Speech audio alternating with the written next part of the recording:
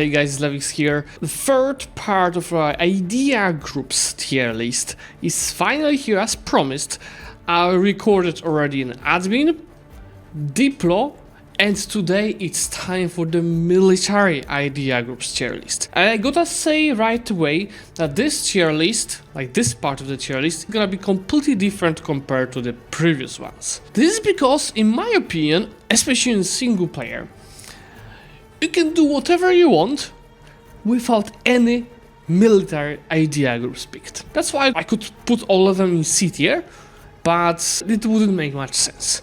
So I'm gonna approach these idea groups as a separate tier list, I would say. So if I say, oh, quantity is S tier, it doesn't mean it's as strong as reuse or Diplo. It's S tier among military idea groups. Okay, let's get started. And we'll start today with defensive ideas. So this idea group, I think, is one of the biggest clickbaits when choosing idea groups in EU4, because it has a very shiny 15% morale of armies. And the biggest advantage of this is that it's coming as the second modifier, which is not really happening for most of the military idea groups. So that's a definitely big advantage of defensive. At the same time, it's the sole and only quality modifier in this idea group. It does have some fine modifiers like for the defense and maintenance, which make sure that your forts are being sieged down far slower, but again, it's making your survival better, but it's not speeding up how fast you are sieging at your enemies. So I wouldn't say it's crucial. It's same for the garrison size, which is impacting the same. Then you have modifiers like land maintenance, little maneuver, prestige, which you anyway have around 100, or attrition to enemies. So these are great, but not so much. The only modifier that I really do like in this setup is reinforced speed, which is definitely one of my favorites non-quality military modifiers. It allows you to play far quicker, far faster, far more aggressive in the wars and reinforce your armies faster, so you can do more battles, you can continue fighting, which is more than useful in the multiplayer games. How about the policies? Does it help defensive not being an absolute dog shit idea group? Well, with eco ideas, you're getting a dev cost, but it's only the primary culture provinces. So it might be useful when you're playing a game where you anyway have to convert most of the provinces around, like with Sweden. Then this might be actually useful, but remember, eco is not as strong as it used to be. When you're looking for a military idea and playing wide and minimizing AE, again, you shouldn't pick any if you're playing wide, but when you're doing so, it might be worth to combine it with diplomatic ideas, as is giving you additional diplomat and improved relations bonus. It also does give a good aggressive expansion and morale damage is bonus, but it's with Kurt, and we established in the previous video that Kurt is not the best idea group there. And I'm not so sure if it's worth mentioning any of the others. You clearly see that there's plenty of ways to get bonuses to your fort defense, garrison size, attrition to enemies, which again, as I said earlier, they're great, but I prefer modifiers that allow you to do something faster instead of making AI do something slower. So having this in mind, I'm putting defensive in B tier, because it can be indeed useful in a multiplayer game as one of the last idea groups,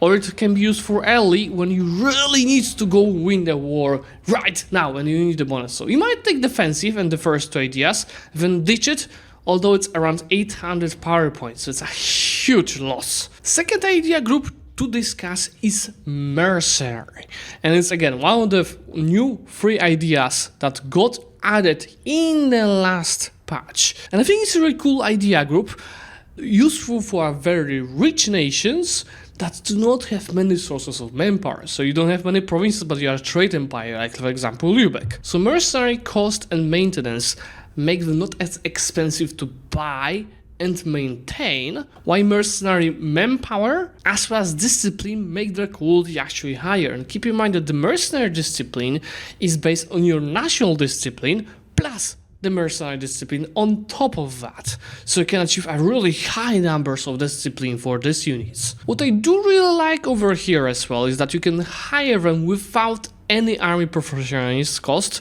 but you can achieve that with government reforms as well, and ability to recruit them from anywhere, which is I think the coolest of the bonuses that this idea group provides you. Other military around bonuses that it's giving that are really worth mentioning is infantry combat ability, 10%, so as much as quality ideas, advisor cost for the military, and military technology cost, which allow you to save some money and mana, but of course it's not a huge numbers because it's only limited to 1/3 of your mana. So looking at all of these bonuses, I would say they are all useful, of course on the different levels, but they are all useful. And you've seen my Merc only game as Switzerland, how nicely you can leverage this kind of the bonuses. How about policies? You can get another Merc discipline with infrastructure ideas, Merc cost with Kurt, but again, Kurt ideas. With expansion, there's interesting bonus where you can do a force march without paying meal points for that, but keep in mind that you do not unlock force march until Tech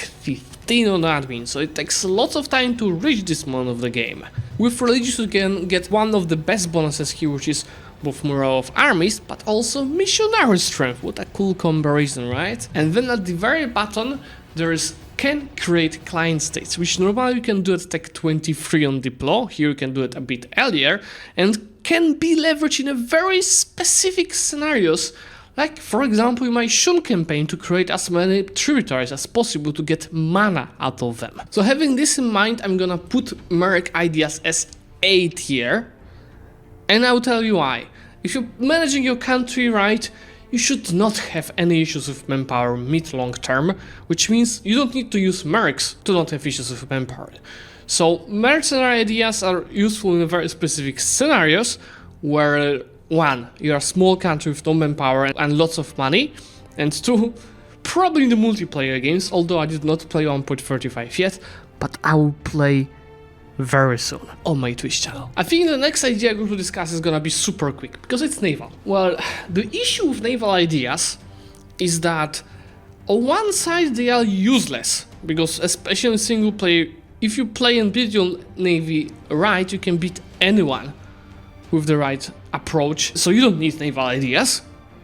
Even if you play only naval, it's another reason to not take naval, because your navy is already the strongest. While on the multiplayer, the bonuses that it's giving, and I can quickly show you, the bonuses that the naval ideas are giving, they're so strong, quality-wise, that you can destroy anyone that does not have naval ideas. Again, if you both do the right approach, you can destroy Great Britain, which makes it nonsense, because it means that if Great Britain does not want to be beaten by a mid-sized nation with naval ideas, they also have to take naval ideas. And if they take naval ideas, they're gonna be useless on the land. So this nation is not gonna be as fun for everyone around.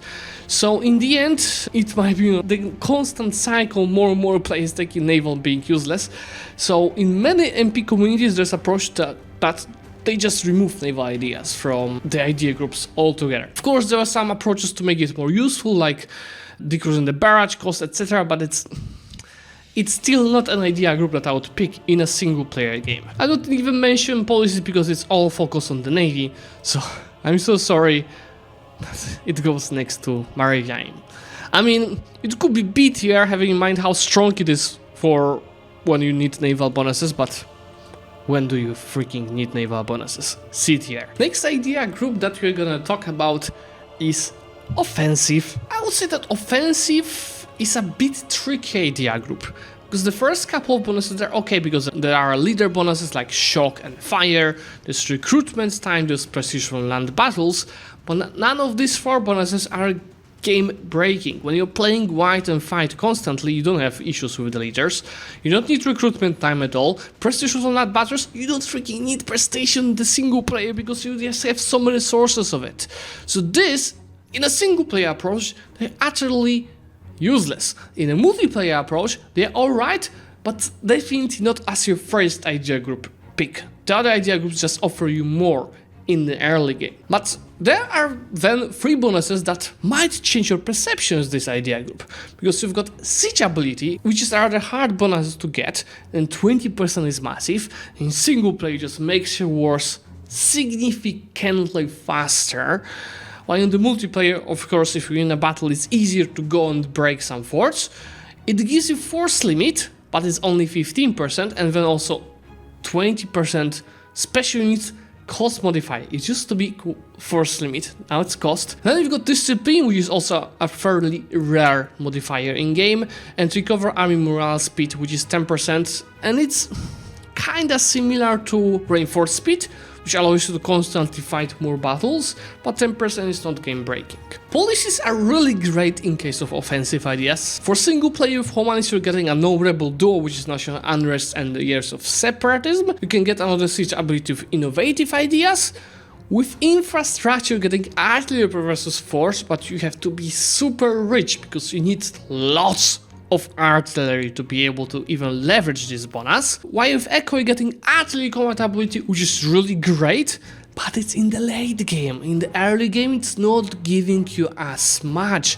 Even the mid game, I wouldn't say the impact is massive of this modifier. So I told you, it's tricky. It's having many bonuses that are not extremely useful, but at the same time, it has 3 modifiers that are super useful, especially in the single player when you're looking at the siege ability. So having this in mind, I'm thinking about offensive idea group between B tier and A tier, but I think if we take a look at their policies, the 3 policies that I just mentioned, they are worth considering to be A tier. I would say it's either A- or B+ tier for myself. It might be a bit different for you, so if you guys have a different opinion, especially about offensive ideas, or maybe defensive any others, just keep in mind to say that in comments. How about quality ideas? Well, if you take a look at the game, you'll see that quality ideas is giving you 3 different modifiers that are impacting directly your damage. It's infantry combat ability, it's artillery combat ability, and it's cav combat ability, each for 10%. But then you also have discipline, which again is one of the best modifiers for the military in game, so this is a great impact. Besides that, you're getting army and naval tradition 0.5, which is okay, but of course not game breaking. And I think the most important thing when you're considering taking quality ideas are the bonuses to your navy. These 3 bonuses here. Because if you know that you need at least a bit quality of your navy, especially in the multiplayer, it might be worth taking quality ideas, as it might help you a lot. It's not only giving you lots of military quality, but also the naval quality. So instead of taking naval, if you're thinking about some naval bonuses, just go for the quality instead. For the policies, they have some of the best quality modifier policies. Obviously with Echo you get the discipline, infantry combat ability with innovative, with religious you're getting siege ability and morale damage, while with infrastructure just yearly army professions, which might be fairly useful long term. So having this in mind, I'm putting quality ideas as an A tier idea group. I still believe that is super strong, and I would rate it higher personally than offensive. For single player, again it's a question, I'm talking about both single player and multiplayer right now at the same time. For single player, I prefer to not take any idea groups on the military, but if I would pick between offensive and quality, I would probably go for offensive because of the siege ability modifier. While for the multiplayer, you're obviously stacking as many military idea groups as possible, so usually ending up with having both. It's rarely ever you don't have them both, and usually people go for quality over offensive. Offensive is more like a later in the game idea group. So how about quantity then? For much time, I think it was between 1.28 to 1.32 or 1.34 that everyone was opening with quantity echo ideas combination, because it was giving you death cost, 10%, and 20 from echo, so 30 in total. Force limit, quantity was giving 50% manpower and force limit, massive. But what it's looking like right now? Quantity is giving only 33% max manpower and 33% max force limit. Policy of echo is not giving you death cost. So the most important points of taking quantity are taken away. They're not so important anymore. But yeah, worth noting that you're getting manpower recovery speed, it's really strong. Regiment cost is right, but not so much. Supply limit, yeah, a bit less. Attrition that you are taking, land maintenance, but it's 5%. Land attrition Again, especially if you're not an experienced player, you don't know how to build lots of manpower in your nation, and you don't know how to manage your stacks to not die from attrition. Less experienced players usually take more damage from attrition than from actual battles through the whole campaign, then this might be a good pick for you if you really want to take something from the military. But if you know how to handle it, don't take it. No, there's no need.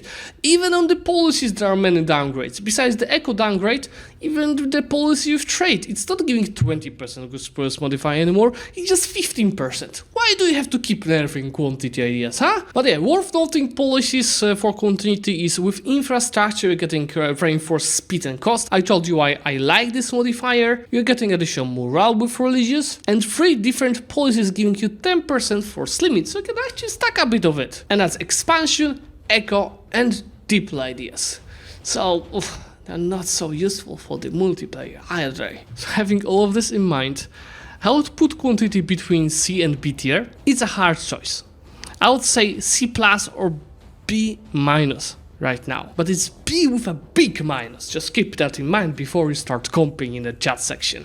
What we are left with is 5 military idea groups that depend on your government form. So if you want to take Aristo ideas, you have to have at this point of the game a monarchy type of the government. But keep in mind, if you're a monarchy and then you switch to theocracy, you are keeping Aristo, and then you can take divine. So yeah, divine is with theocracy government form, Horde is with hordes, Indigenous is for the natives, while Pluto is for the republics. Starting with Aristocratic, it's insane how many half combat ability and cost modifiers you are having in this game you can stack.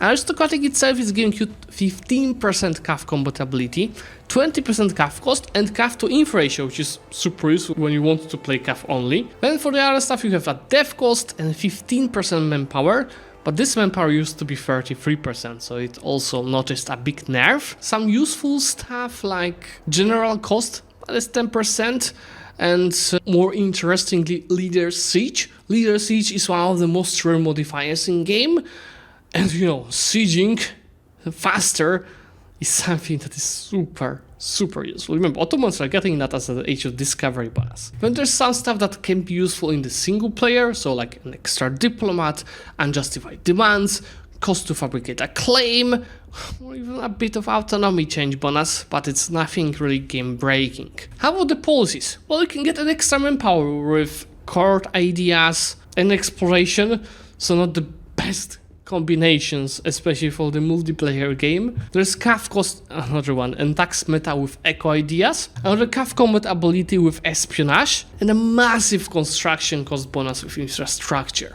So, having this in mind, if you want to play CAF only, this is an amazing idea group. And I'm definitely giving it an additional plus for this Leader Siege bonus. But still, I'm putting it in the B tier right now. And I would say B with a small plus. So if I would be discussing between these 3, it would be Aristo, defensive, quantity. So how about Horde ideas? Well, here we are getting 25% CAF combat ability. So quote is giving 10, 20, 30 combat ability bonuses from 3 different. Horde is giving 25 for just 1 unit type. Then you've got a massive 33% CAF cost and CAF to inf ratio, which is very useful. One more military modifier is attrition. There's plenty of non-military stuff here, especially useful in the single player. There's like expansion impact, religious unity, national unrest, caravan power, or even more promoted cultures. How about the policies? I think the one that is worth noting the most is with eco.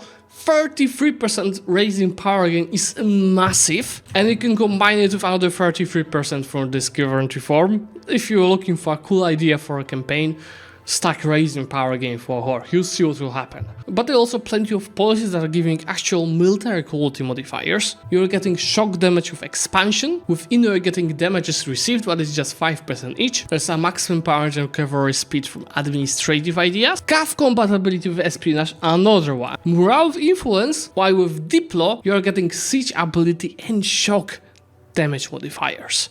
So having this in mind for Horde,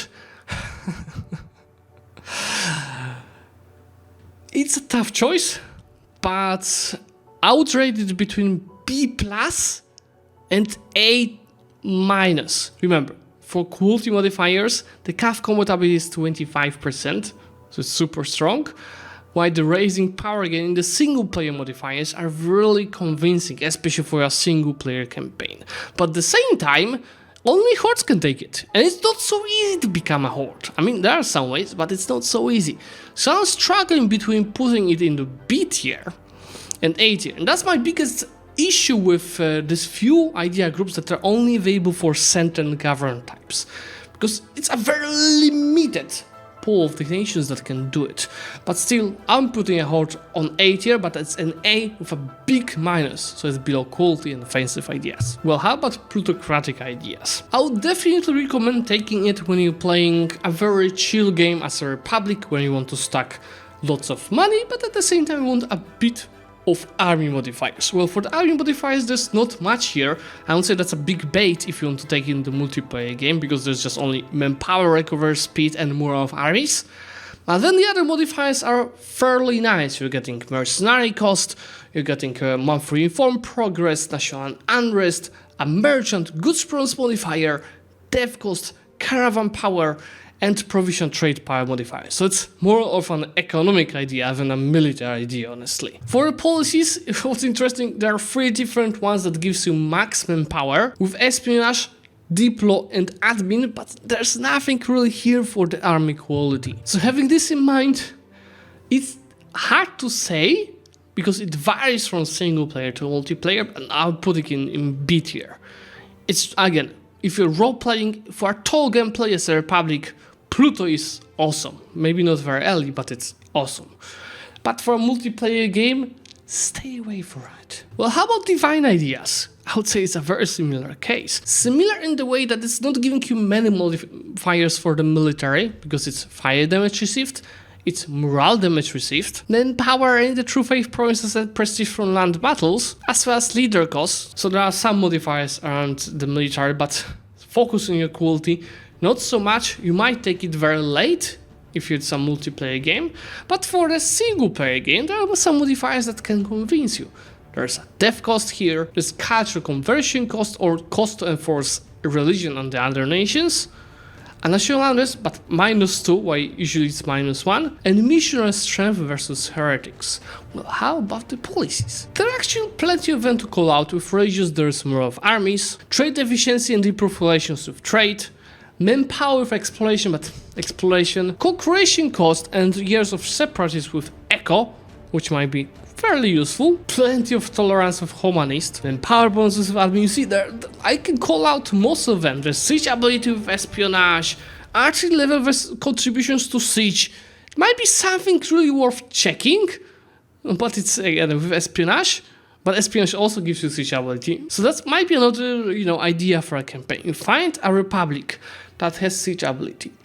You take espionage for siege ability. You take divine for the policy between these two. You take offensive for even more siege ability, and you siege everything within a couple of weeks. So having this in mind, divine is still for me a B tier idea group. So how about Indigenous? I would personally not rate it at all, because probably 0.001% of players ever play as native, so have access to this idea group, but I have to rate it. And if I have to rate it, I will rate it very high, because you've got 20% province war score cost. So what? Another idea for a campaign? Yeah, Indigenous giving you 20% war score cost, another 20% from the diplomatic ideas, and just find the other ways to get even more of this modifier, and you can take plenty of lands in the peace deals. But yeah, for the military, getting more of armies, manpower, in addition to enemies, which is not massive, but province war cost, and also modifies like idea cost for the nation building, of course the development cost, reform progress, and institution spread. This makes this idea group fairly interesting for a native building up your nation early. While from the policies you can get morale and discipline with exploit ideas, the morale with eco, and development cost from 3 different sources: infrastructure ideas, ideas, and admin ideas. So having in mind how rarely you can pick this, it's a C tier idea group, but at the same time, when you take a look at the modifiers, it's an A with a big minus Alright? For me. I'm really looking forward for any of your feedback about this whole tier list. I mean, especially that only 2 idea groups got to this S tier and only 2 idea groups got to the C tier. Most of them are between A and B tier. And you know why? Because I'm trying to take a very wide approach for these idea groups. And rather than saying admin good, echo bad, I'm trying to tell you, okay, admin might not be the best in this case, but it might be also in this case. So this way, rather than being aggressive and toxic towards an idea group, I'm rather trying to teach you when you can pick each of them and in what combinations, and give you also some ideas about certain campaigns like I did today. So guys, if you did enjoy the whole series of 3 tier list videos about admin, diplo, and military idea groups, you can check the others in the description. Let me know by liking this video and of course subscribe to the channel to see more of this content in the future. Bye!